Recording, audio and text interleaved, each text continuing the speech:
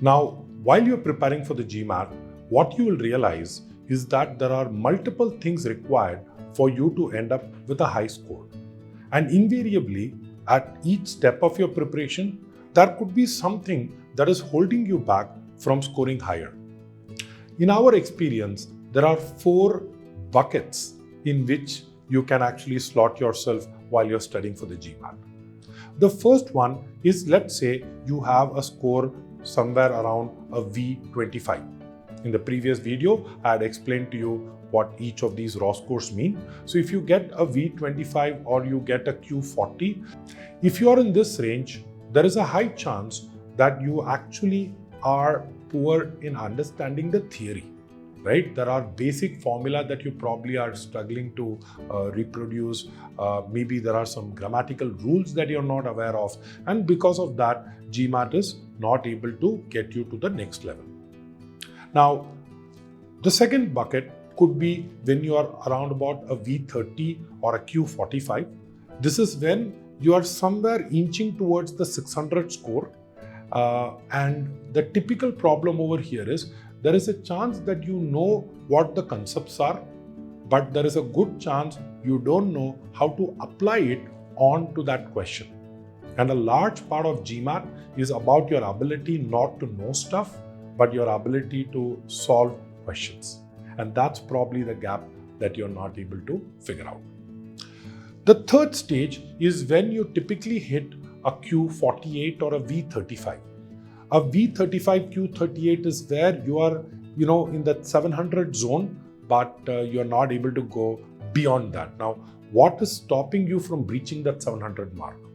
Well, there is a good chance that you know the theory, you know how to apply it onto questions, but somewhere on the day of the test, you are not able to manage your time, your strategy is going wrong, maybe you panic a little and you end up getting some questions wrong. So a lot of it at this level is going to be based on strategy.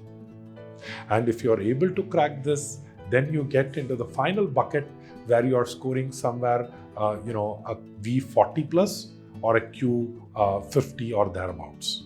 And if you actually reach that stage, it means you're now looking at a 730, 740, 760 kind of score.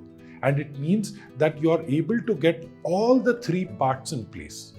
You're able to get the theory, you know the formulas, you know how to apply it onto GMAT standard questions, and most importantly, you know how to optimize your performance on the day of the test.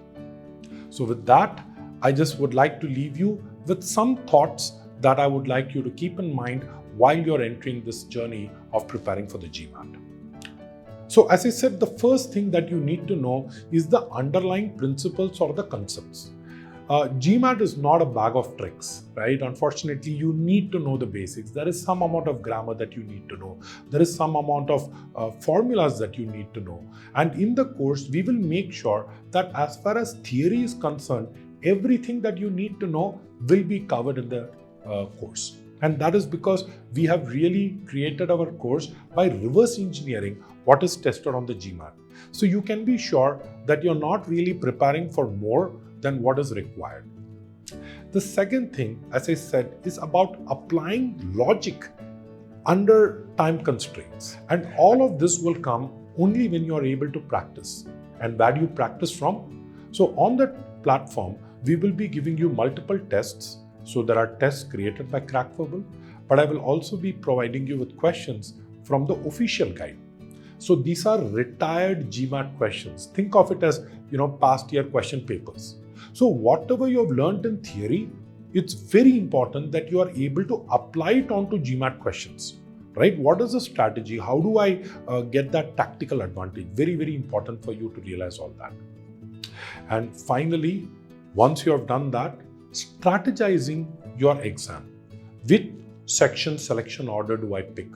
Do I take the test at home? Do I take it at the test center? How do I pace myself?